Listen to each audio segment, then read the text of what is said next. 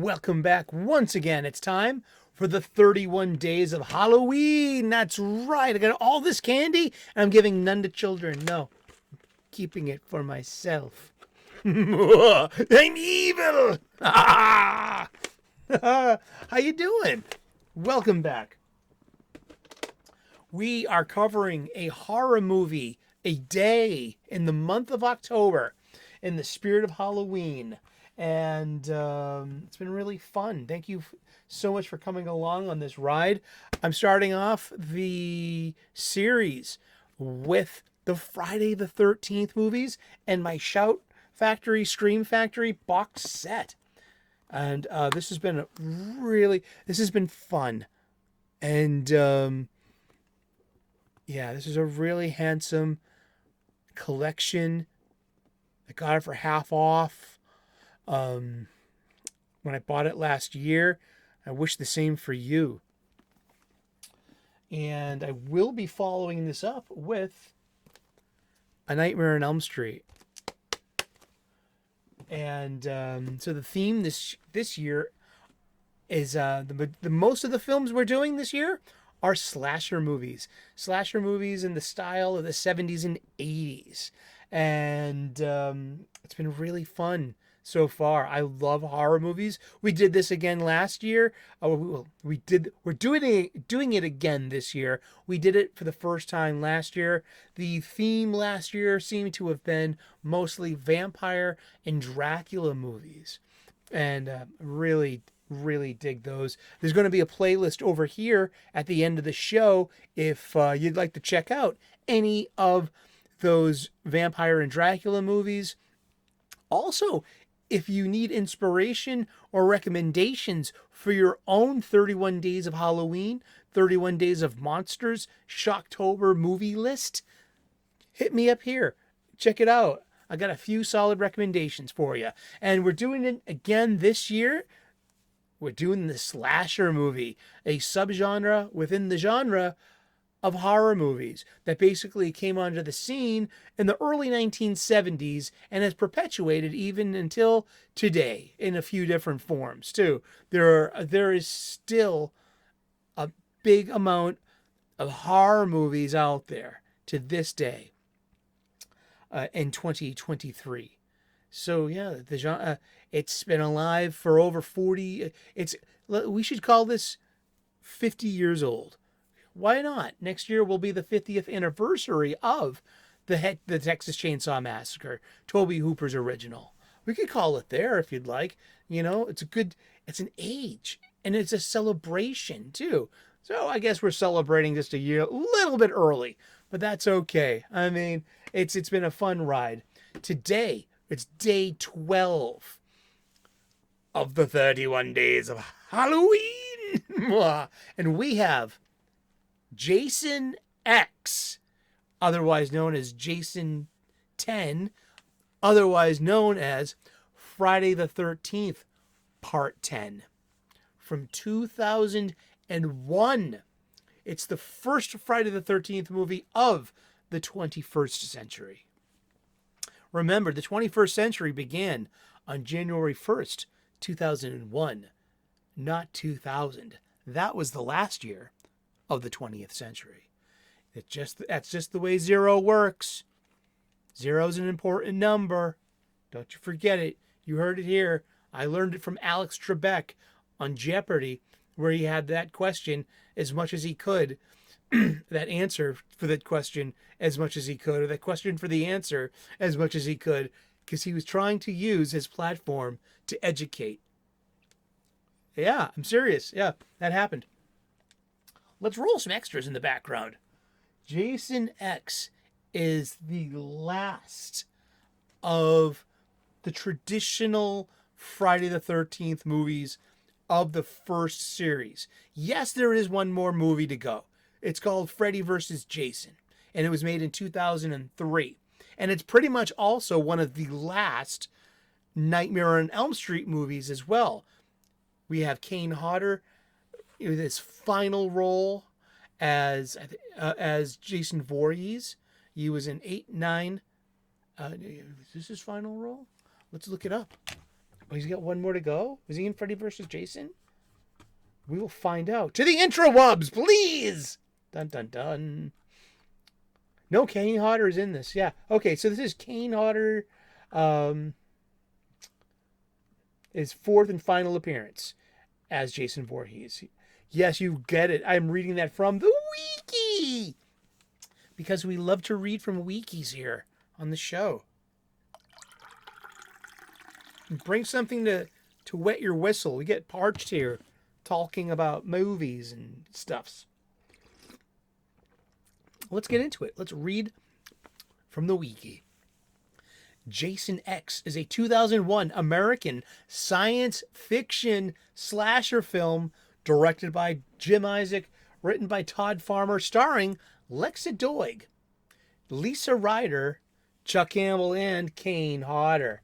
And his fourth and final appearance as Jason Voorhees. It is the 10th installment of the Friday the 13th franchise, following Jason Goes to Hell, the final Friday. And we know that when Paramount sold the rights to Jason Voorhees as being used as a character to New Line Cinema, they kept the rights to the Friday the 13th name. Therefore, that's why there's no Friday the 13th in the billing here. Let's look at this electronic press kit, whatever that is. And here we go. It's Jason in space. Okay, this was done in Hellraiser as well. It's like you were all waiting for the Machete movie, Machete in Space, to finish that trilogy. But it was Power Rangers in space. So in space is a movie conceit. It's just somewhere to set the story, to have this perpetuation. It's kind of an in joke, but here it's done in a pretty good way. And like, so this is the second of the new Line Cinema Jason movies, and it's so bad that it's good. It really is, and it's lots and lots of CGI. We have now CGI will now replace the practical special effects. There are still plenty of practical special effects in this movie, but now it's gone to, oh look, it's David Cronenberg, the guy right there. He directed Videodrome, Scanners, A History of Violence, Eastern Promises. You know, he's done so many movies. That's an Easter egg, isn't that? I think that's great Easter egg too. That's it's really fun. And but here we go. Here's the plot. In the film, Jason is cryogenically frozen for 445 years and awakens in 2455. After being found by a group of students, who he subsequently stalks and kills one by one. While other films of the franchise approach Jason as a human serial killer or undead monster, this movie sees him through a science fiction lens, referring to his inability to die as a regenerative power that can be studied and perhaps replicated, and then has him transformed with nanites and nanobots into a killer cyborg. So this movie kind of mashes up a few different things. We have our Friday the 13th movie where he's killing teenagers one by one. We have some TNA in this movie a few times because we have horny teenagers hooking up. Yet also, there's an unironic use of TNA in here, which there is a holodeck, kind of like, a video game room where they trap Jason in, and they try to stall Jason by confusing him with a simulation of Camp Crystal Lake. And then you have two girls with completely 1980s, 81 hairstyles, and in short shorts, hot pants as they call them, and halter tops, and as part of the hologram, taking their tops off and saying, "Hey there, big guy, Let's have premarital sex and do drugs. And so the three things right there, the premarital sex, the drugs, the smoking weed, and the TNA, the nudity, that's a slasher film as slasher films get. I loved it. So it was a well seamless in joke of genre. I like that. It had a running time of 92 minutes. Its budget was between 11 and 14 million dollars, but the box office was 17.1. Ooh. Yeah, huh? The cyborg incarnation has been called the Jason X in the tie-in media, but is also referred to fans as Uber Jason, a nickname that the art design team and production crew used, which appeared in later comic books. Jason X Special and Friday the 13th, Jason versus Jason X. When conceiving the film, Todd Farmer came up with the idea of sending Jason into space, suggesting to the studio that it was the only direction left for the series. You got it. Really. So it kind of mashes up a few different horror sci-fi films, like specifically Aliens by Jim Cameron and Terminator by Jim Cameron as well. James Cameron, started, doing special effects, specifically take Battle Beyond the Stars in 1979. It was a Roger Corman production, but still, Jim Cameron did all those special effects. Great job. Kane Hodder called into the Howard Stern show on May 1st, 2002 and shared, "I was a little hesitant about the plot the first time I heard the story too.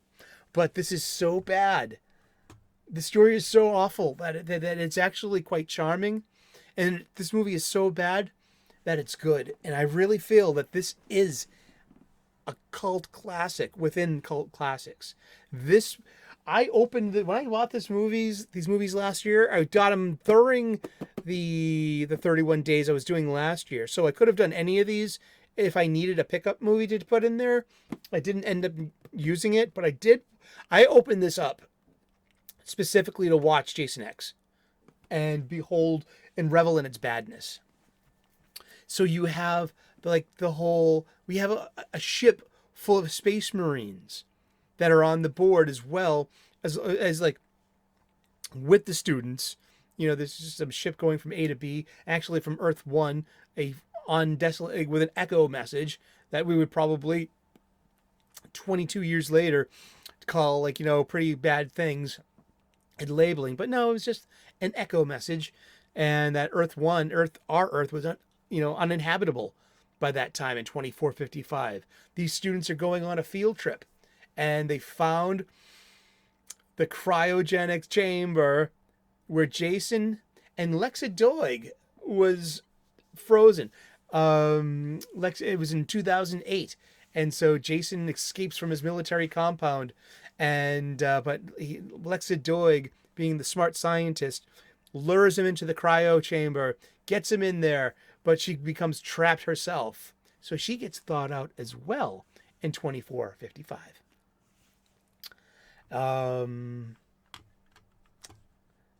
Yeah. It was a box office bomb. So bombs are not flops. Flops didn't make money. Bombs barely made even. And is that how it goes? Dr. Rowan LaFontaine, played by Lexa Doig, star of, if you know your sci-fi TV, then two of these stars in this movie, Lexa Doig and I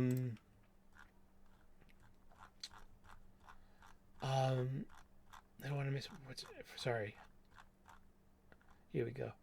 And Lisa Ryder. Okay, the two female leads of the 2000 to 2005 5-season long Gene Roddenberry's Andromeda, starring Kevin Sorbo as Captain Dylan Hunt. You had Becca Valentine, the captain of the Eureka Maru, this scavenge vessel, and she became the first officer on the Andromeda. Then you had Lexa Doig playing Romy, the AI and the interface for Andromeda. She was Andromeda, the ship, and on the displays, her voice. And then there was a Romy AI robot that the actress played too, so she could interact with the crew. And so you have the two female leads from this huge Canadian production being filmed in Toronto, and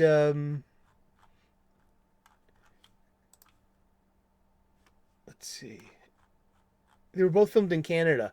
So it's like I was trying to do some research, like what came first.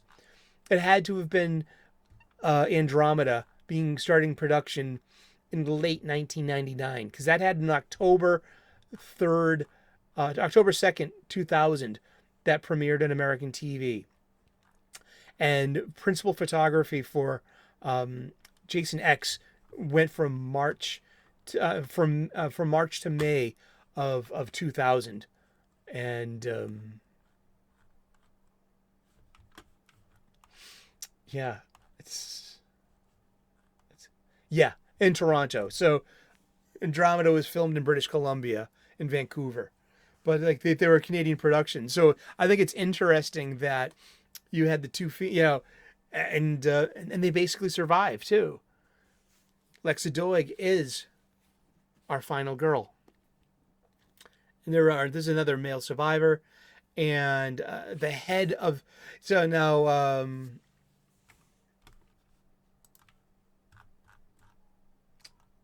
Lisa Ryder's she plays a cyborg. She plays an android, an AI. Yeah, this one right there, and her head survives. So she was like, she sacrificed her body to slow Jason down, because she beat him in in his last physical, role.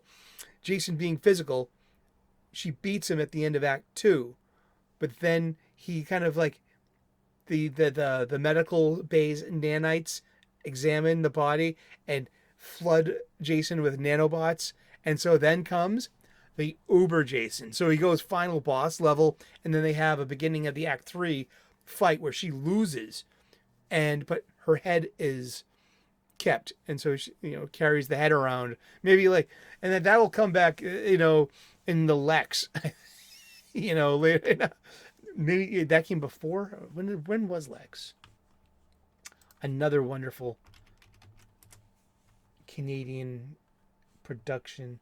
It was a German Canadian production, and that was from 1997. I love Lex. That is true science fiction horror. But yeah, that is Lisa Ryder, one of the stars of TV's Andromeda, and yeah.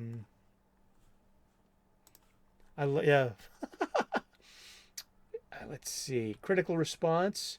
Jason goes to the future, but the story is still stuck in the past. Roger Ebert gave the film 0.5 stars out of 4, quoting one of the film's lines. This sucks on so many levels. Which brings us to the best death scene in this movie. It's got to be where that line, this sucks on so many levels, comes from. At the end of Act 3, they're getting to the escape ship, and there's just one more thing. Jason punches through the hull and exposes a hole where everything's being pulled towards the hole with the explosive decompression.